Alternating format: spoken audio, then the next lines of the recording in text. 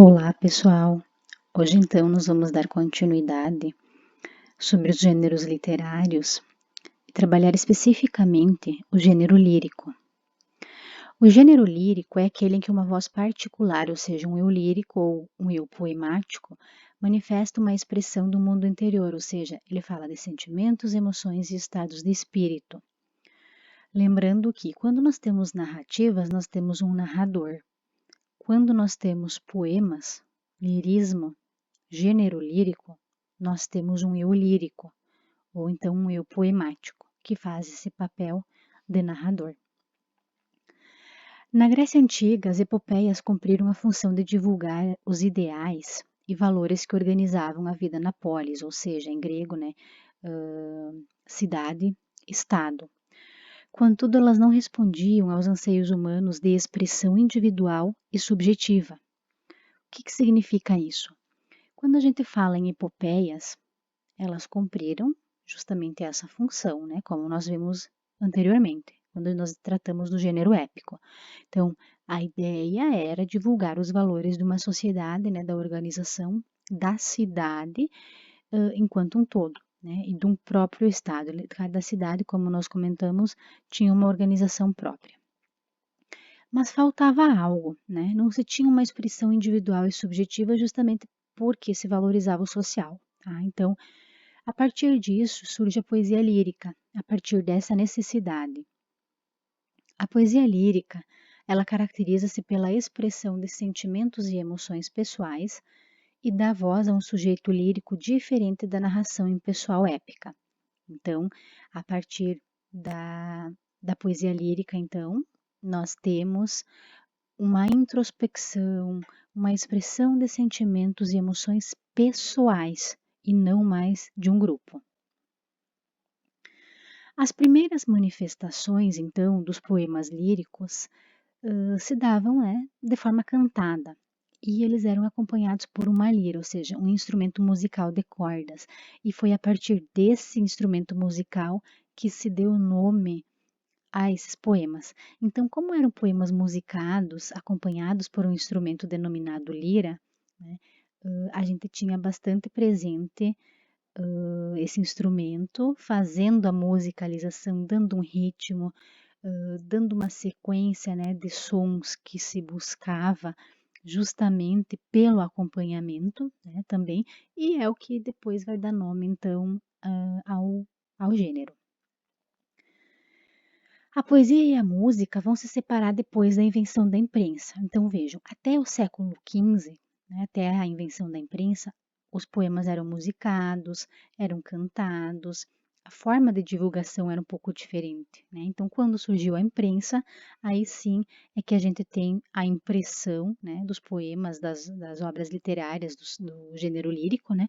E a divulgação. Então, muito antes de se ter uma divulgação escrita, se tinha uma divulgação oralizada. O Renascimento italiano, então, foi um marco bastante importante, porque com a poesia amorosa de Petrarca, então, isso tudo nessas produções todas levaram gosto ao público. E a lírica, então, foi reconhecida como um gênero literário ao lado do épico e do dramático. Tá? Então, Petrarca foi uma figura bastante importante. Sugiro que vocês façam uma pesquisa sobre quem foi e o que fez, qual a importância dele. E aí, para vocês conseguirem entender um pouco melhor sobre como a lírica, então, foi reconhecida também como um gênero. Nós temos algumas formas da lírica. O que significa isso? Tá? As estruturas dos poemas. Tá? Então, quando a gente fala em formas da lírica, nós estamos falando em estruturas dos poemas. As 4 mais conhecidas são elegia, écloga, ode e soneto. Então, a elegia, ela surgiu na Grécia Antiga e trata dos acontecimentos tristes, muitas vezes enfocando a morte de um ente querido ou de alguma personalidade pública. Então, as elegias, elas são bastante tristes, são poemas que você lê, você consegue identificar acontecimento triste, a perda de alguém, a morte, né, no sentido literal, né, ou então a morte no sentido figurado, que pode ser a partida de alguém, né, ou de um familiar do eu lírico ou de uma personalidade pública. A Écloga é um poema pastoril, então que retrata a vida bucólica dos pastores em um ambiente campestre. Ele foi muito desenvolvido entre os séculos XVI e XVIII. Tá? Então, a gente tem um período literário chamado arcadismo, que vocês vão ver no ano que vem, em que muito se tem ainda presente essas éclogas, tá? Porque são poemas pastoris, então vão retratar uma vida no campo. A Ode, né, é um poema também originado na Grécia Antiga que exalta valores nobres, caracterizando-se pelo tom de louvação. Então, aqui, a partir da Ode, se busca o resgate de feitos gloriosos dos heróis. Então, às vezes se tem uma exaltação dos valores de um herói específico de uma guerra, né? Então, é o tom de exaltação e louvação. E o soneto, né, que é bastante conhecido nosso, que é o poema de 14 versos. Ele é organizado em 2 estrofes de 4 versos, ou seja, 2 quartetos, né? E 2 estrofes de 3 versos, que são tercetos. Tá? Eu vou disponibilizar para vocês exemplos, né, dessas formas da lírica também. E aí nós entramos nos recursos poéticos, que são o ritmo, o metro e a rima. Tá? Nós vamos ver cada um deles separadamente, na sequência, mas já antecipo a vocês que o ritmo, ele é um movimento regular repetitivo. Então, na música, é a sucessão de tempos fortes e fracos que estabelecem o ritmo. É a marcação, por exemplo, numa dança ou numa música qualquer, né, a gente tem uma marcação do tempo, um compasso. Então, isso é o que vai ditar o ritmo na música. Já na poesia, ele vai ser marcado principalmente pela alternância entre acentos, ou seja, sílabas átonas e tônicas e pausas. Depois, no outro vídeo, eu vou explicar para vocês bem especificamente como se dá isso. Então, a gente tem um ritmo, a gente tem uma cadência nos verbos, que conforme a gente lê, a gente vai conseguindo identificar isso, tá? Que aí depois, ouvindo a leitura de um poema que eu vou fazer, vocês vão conseguir identificar, tá? No próximo vídeo que eu vou fazer.